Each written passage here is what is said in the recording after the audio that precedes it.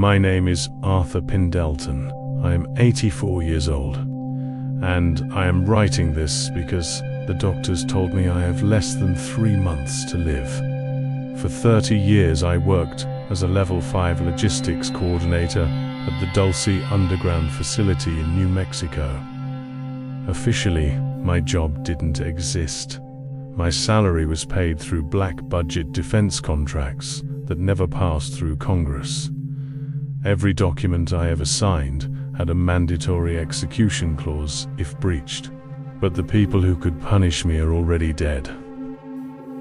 And the world needs to know the price of our modern technology. In the summer of 1965, the United States government completed a top-secret transfer. It was called Project Serapo, a mutual exchange program between the military Joint Chiefs and an unspoken faction from the Zeta Reticuli system. We didn't capture their craft at Roswell. They gave it to us. It was a gift, or rather it was a down payment. The agreement was simple and terrifying.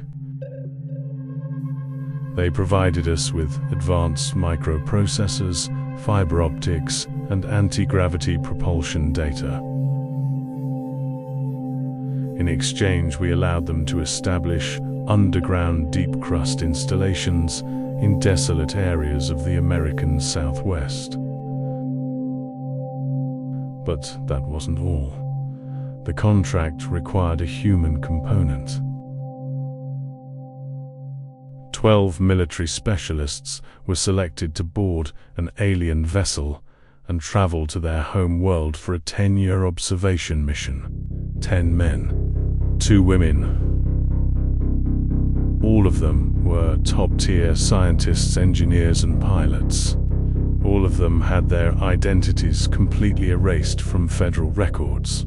Their families were told they died in classified training accidents. I was the man who logged their gear before they boarded the ship. I was the last human to shake their hands. The departure happened on July 16, 1965, at the Groom Lake test site. A massive dull silver disk that didn't reflect the desert sun. It hovered 3 feet above the salt flats without creating a single gust of wind. The 12 personnel walked up the ramp in matching blue flight suits. They looked brave, but I could see the cold sweat on their necks.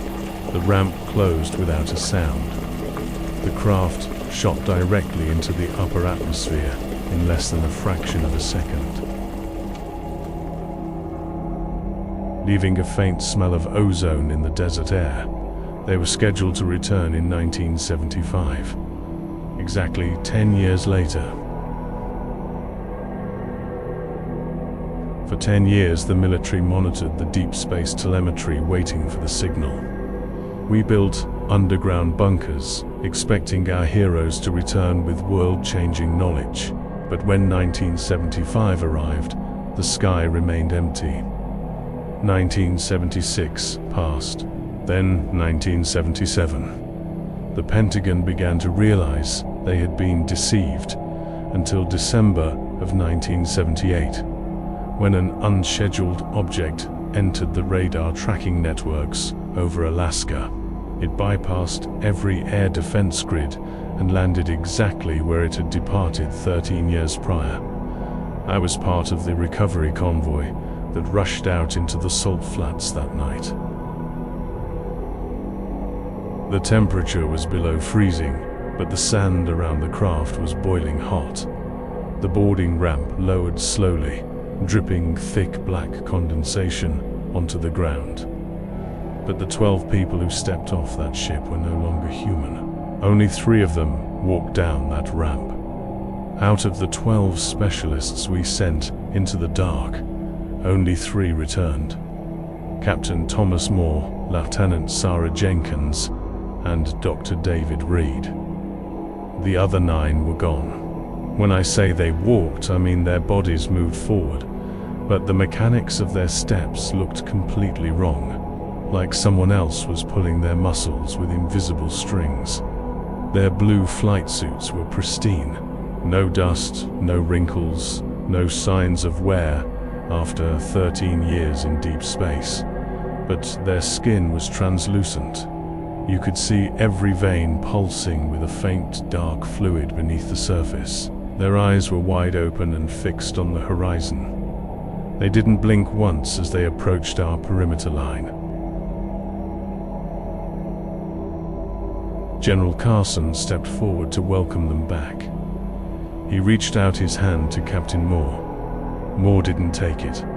He just stood there staring straight through the general. Then Moore opened his mouth to speak. The sound that came out didn't belong to a human throat. It was a layered metallic drone that vibrated the metal buttons on our uniforms.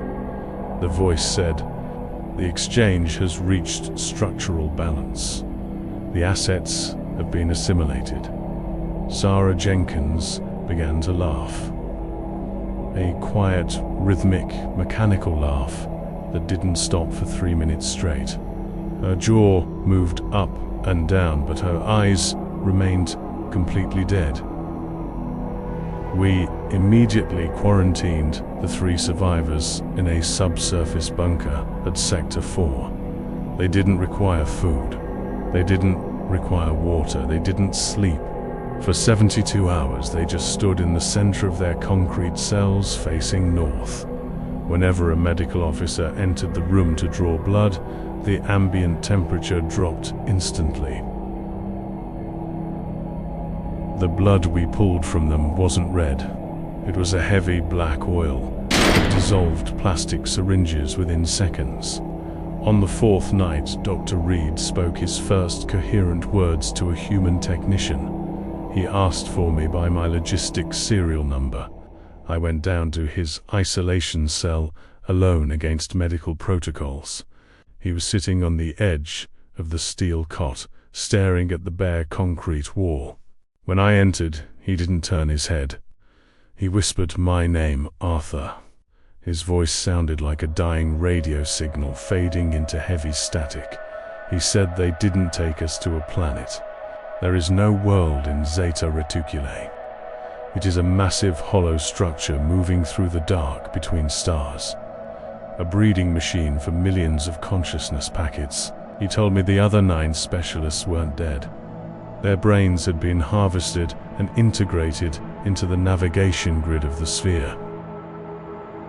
They used their memories to calculate the jump vectors back to Earth. Reed turned his face toward me slowly, and I saw that the skin on the left side of his face was starting to slough off, revealing a smooth, dark, metallic alloy beneath the flesh. He grabbed the iron bars of the cell door with impossible strength.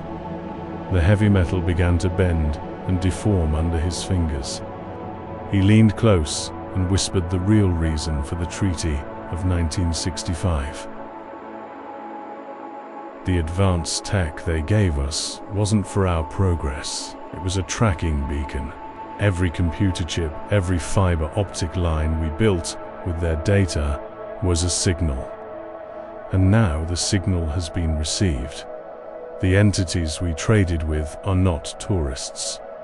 They are the owners returning to collect the harvest. The sirens inside the Dulce facility triggered at exactly midnight. The emergency red lights began to rotate, casting long, bloody shadows across the corridors. I was in the main monitoring room when the communications panel exploded with static. Every radio frequency was suddenly jammed by a rhythmic mechanical clicking sound, like thousands of metal needles hitting a concrete floor. The security monitors for Sector 4 went black one by one. The last image I saw was the door of Dr. Reed's cell being torn off its hinges from the inside. Not exploded, not cut. The solid steel door was folded in half like a piece of paper. The 3 entities who looked like our soldiers were moving through the facility. They didn't run. They just walked at that same unnatural steady pace. But our tactical security teams couldn't stop them. Whenever a guard fired a weapon, the bullets simply dropped to the floor before reaching the targets. The kinetic energy was being absorbed by the dense air around them. I saw Private Harris on the monitor screen raise his rifle. Captain Moore touched his chest with a single elongated finger. Harris didn't fall. His body instantly went rigid, and his skin began to turn gray and translucent. Within seconds, you could see his bones glowing with a dark silver fluid.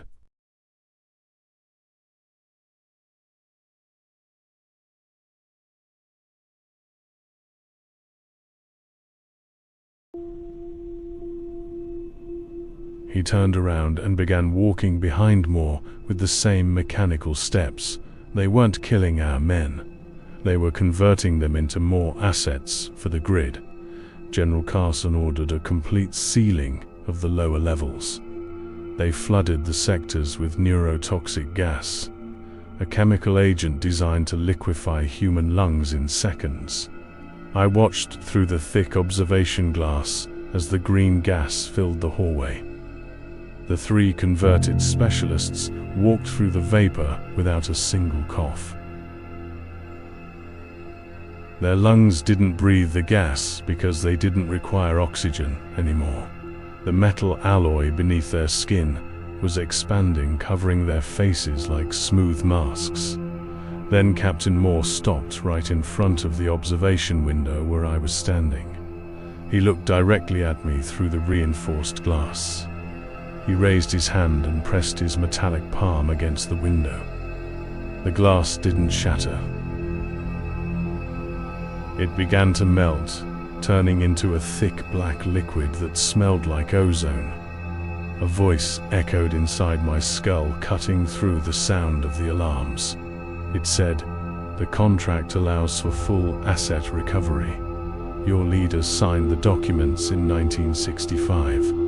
You accepted the components, now we accept the labor." I stumbled backward, tripping over a pile of cargo logs. The door of the monitoring room was beginning to warp and bend inward. I knew the emergency elevators were already locked down by the main computer. The only way out was the high-pressure ventilation shaft behind the server racks. I scrambled into the dark, narrow tube, dragging myself forward through the dust.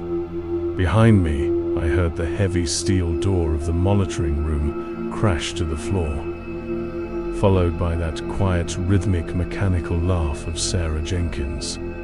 The clicking sound of the needles was inside the vent with me, moving through the metal pipes right above my head.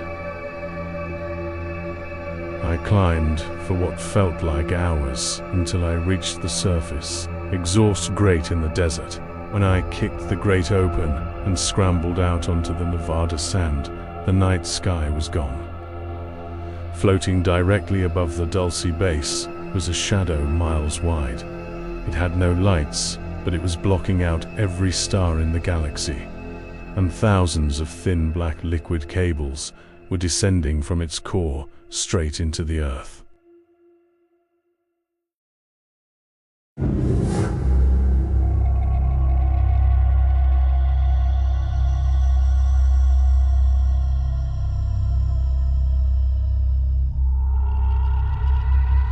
I ran across the desert sand without looking back once. Behind me, the ground was shaking as the Dulce facility collapsed in on itself.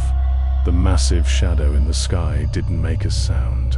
It just drank the energy from our underground generators until the entire desert went black. I was found 2 days later by a highway patrol officer 40 miles outside of Gallup. I was dehydrated, delirious, and screaming about contracts from 1965. Within 3 hours, a black military transport van intercepted the police cruiser. They didn't arrest me. They brought me to a private estate in Virginia, where General Carson was waiting. He looked 20 years older.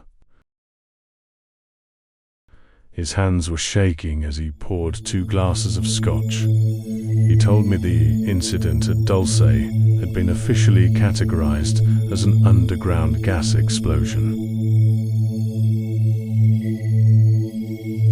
He showed me the original document signed by the Joint Chiefs in 1965. The contract had an automatic renewal clause every 60 years. The first cycle ends in 2025.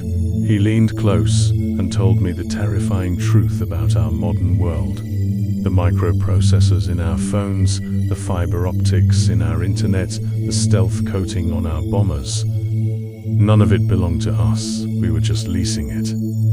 And the interest rate was our entire biological infrastructure. Every time you use a modern digital device, you are mapping your neural network for their database. They know how we think, they know how we feel, they know how we react. We spent 60 years building the very cage that will contain us. I was given a choice that night: a luxury home, a massive pension and total silence, or a quiet burial in an unmarked desert grave. I chose to live because I was a coward.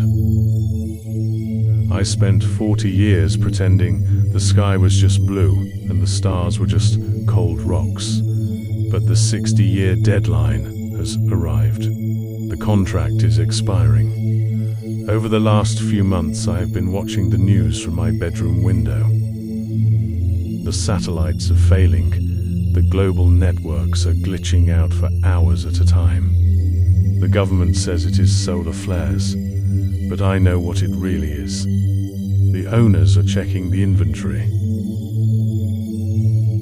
Yesterday, my digital watch stopped moving at exactly noon. The display didn't die, it just showed 000, and then I heard it. A quiet, rhythmic, mechanical clicking sound coming from inside my bedroom wall, like thousands of metal needles hitting a concrete floor. I looked out the window across the quiet suburban street. Standing under the street lamp was a figure in a blue flight suit. Its skin was translucent, pulsing with a dark fluid beneath the light. It raised its hand and pressed its metallic palm against the glass of the street lamp. The light didn't break, it turned a deep, glowing violet color. And inside my head, a voice echoed one final time. The voice of Captain Thomas More, layered and robotic. It said, "The lease has ended, Arthur. Thank you for your service. Now step outside and meet the team."